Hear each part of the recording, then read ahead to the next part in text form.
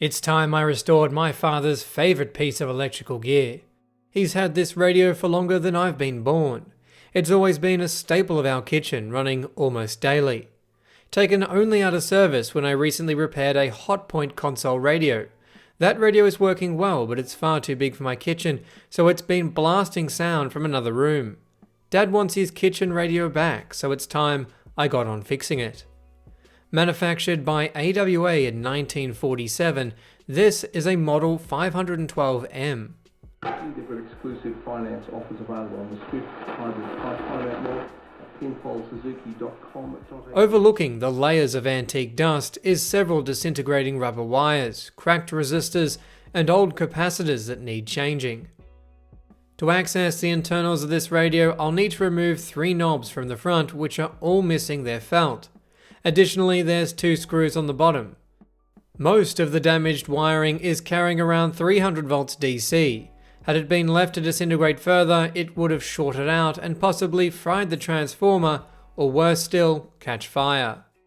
These radios run on elevated voltages, so you don't want to open or work on a device like this if you don't understand the dangers. Inside the cabinet is a valve diagram and basic power specifications. From a first glance, I can see some previous work.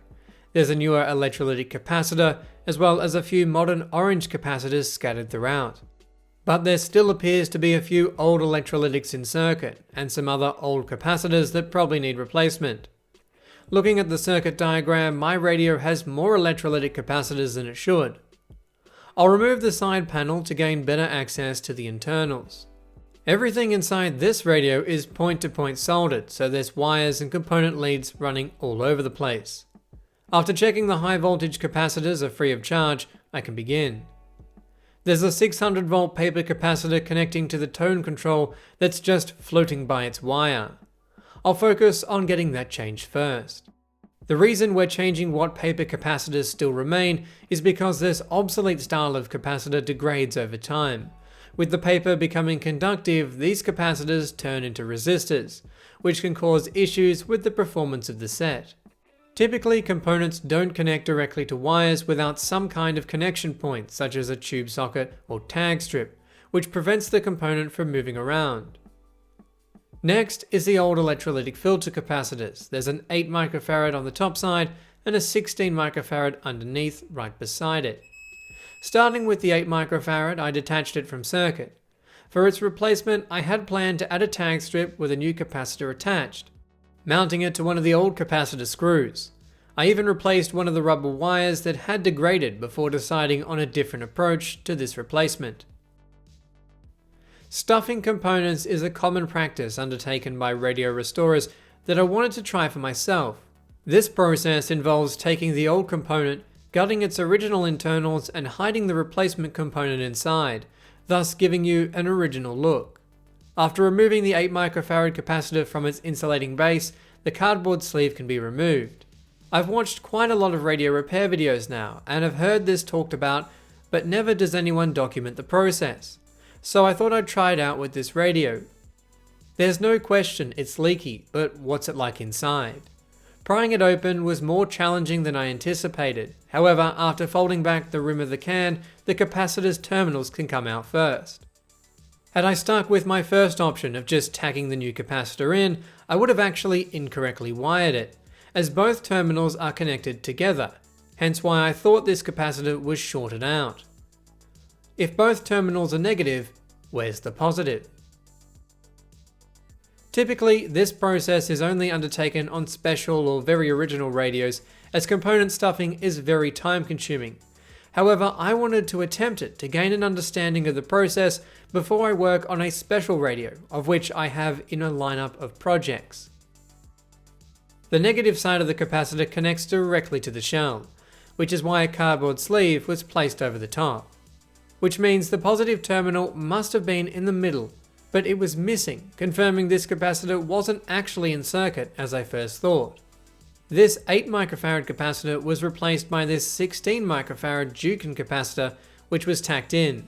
Suddenly, all these extra capacitors not listed on the schematics are making sense. I'll remove the remaining wax and other material from the capacitor before fitting the replacement inside. It needs to be orientated the correct way for ease of installation and to prevent any shorts with the negatively charged metal case. With the new capacitor installed, the original rubber base and negative terminals can be reattached. The negative lead from the capacitor can be soldered onto one of those terminals once installed in the radio. Folding the edges back and adding a bit of glue to hold the rubber piece against the base of the can, it can be installed into the radio. If anyone has any tips for folding the base back a little more neatly, do let me know. But once it's installed, it isn't visible. The wire connecting it to the transformer had hardened and is at risk of degrading, so I'll replace it next. Then it, a 50 ohm resistor, and the wire we replaced earlier can be soldered back onto the capacitor. The positive will come from the large Ducon capacitor that had superseded it. You know it's old when it's made in Australia. Its positive terminal was connected to this tag strip. Moving it back to its original location, directly attached to the capacitor, will free up this tag strip and allow the floating capacitor to attach to it, which I assume is its original location.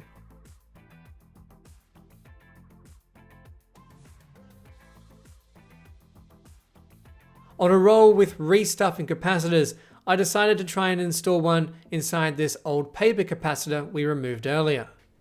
I'll cut it open using a coping saw. The black casing made quite the mess, but inside is a paper and foil package, which I can remove and replace with a modern capacitor. When cutting open the base, you'll lose the thickness of the saw blade, so the casing had to be cleaned up before I could glue it back together. Then it can be soldered back into place as if it's never been changed.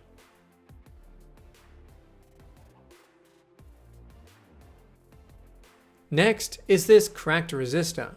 Surprisingly, it's still working, although it's overvalued, so it'll need to be replaced with a new one.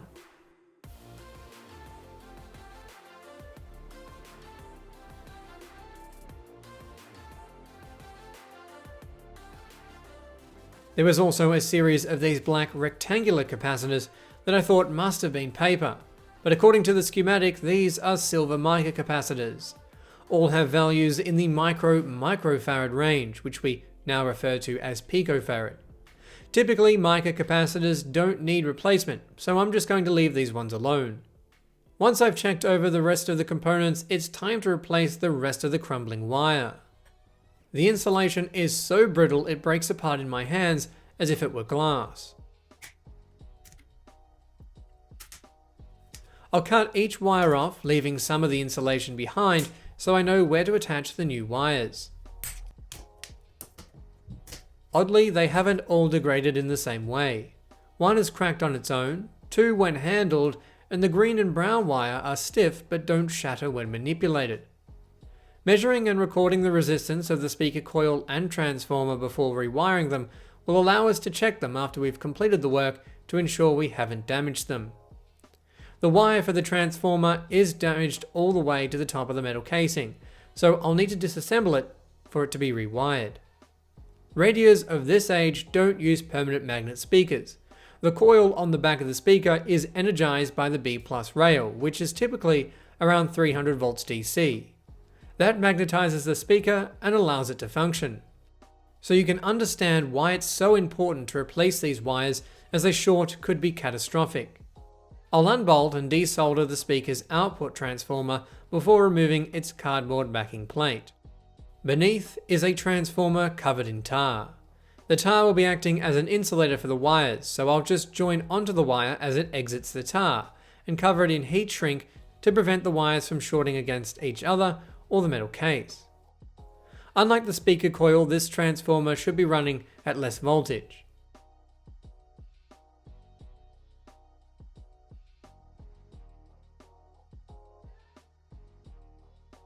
With the new wires attached, the back can be reattached and the resistance checked to ensure the transformer is not only still working, but we don't have any shorts. I'll repeat this process for the speaker coil. Ideally, I should have done this while having the capacitor out, but loosening it should give me a little more room. Stripping the insulation from the black wire, it just crumbled away. However, the brown wire has the opposite problem. It's turned stiff. It took a few tools and some patience before I got enough insulation removed to be able to solder a new wire on. What's left of the original wire would almost immediately turn into enameled copper wire after it enters the cardboard wrapping of the speaker coil. With both wires sufficiently separated in the coil, I feel it's safe to just extend them like this.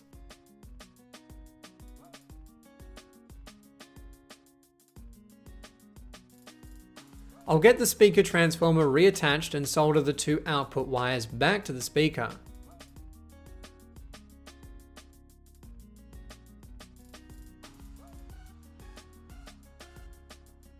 Preceding that, the cables can now be routed through the chassis and soldered into place.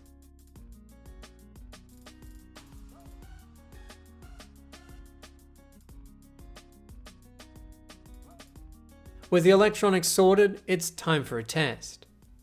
Powering up via my dim bulb tester, the globe is acting as I'd expect. However, it's only a 40-watt globe, so it's restricting the power significantly, and it isn't enough to make the radio work. But as we have no smoke, I'll kick it onto full power. A few seconds later, and it springs into life.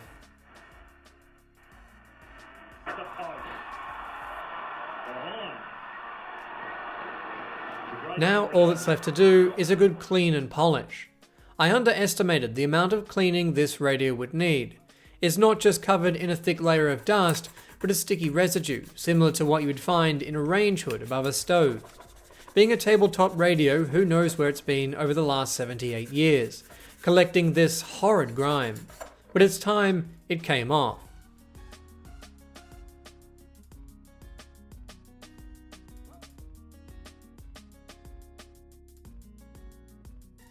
You need to be careful when cleaning the tuning capacitor, as if you bend one of those fins, it will short the capacitor out as the tuning knob is turned.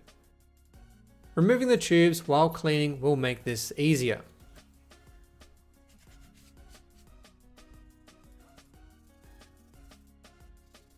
Can you believe it's silver under all that grime? There's a bit of corrosion, probably from whatever was stuck to it all those years. I'll attempt to clean it up a bit, but without removing every component and repainting the chassis, it'll never be perfect. But at the end of the day, it's inside the cabinet and isn't seen.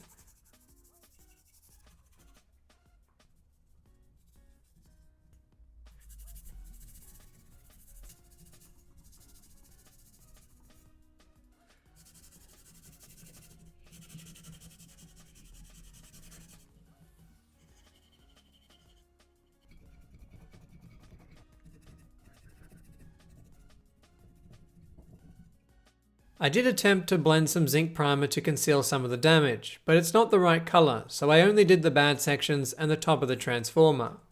I rather the radio in its original condition with its patinaed look. It's almost 80 years old, so I'm okay with it having some wear, as long as it's safe and working.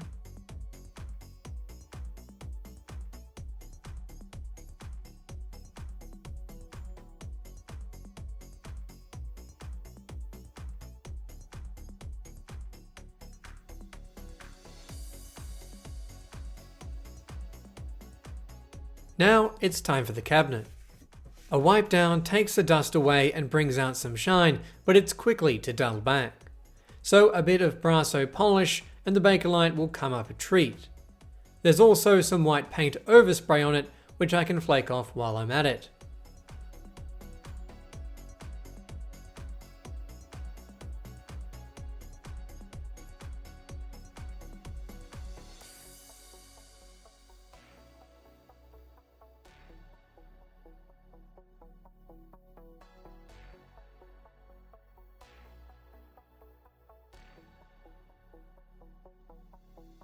With that, the chassis can be reinstalled into the cabinet and the knobs reattached with new felt.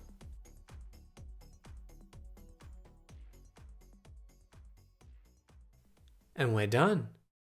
So this is it, a 1947 AWA 512M tabletop radio. We've replaced some of the bad components, frayed wire, and given it a clean while still keeping it original. But what does my father think? Here you go. Thanks, Hugh. Welcome back, Dolly. Good for another 80 years. Well, he's happy with the result, and the radio can go back to where I've always known it to be, the kitchen. I don't believe it ever had a back panel. There is screw mounts, but they've never been populated. I guess electrical safety wasn't really a thing in 1947. And on that note, this has been a Hugh Jeffries video. If you like what you saw, consider subscribing and check out the Vintage Radio playlist for more videos just like this one. And if you're looking for any used devices, be sure to check out my online store, link for which is down in the description. That's all for this video, and I'll catch you guys next time.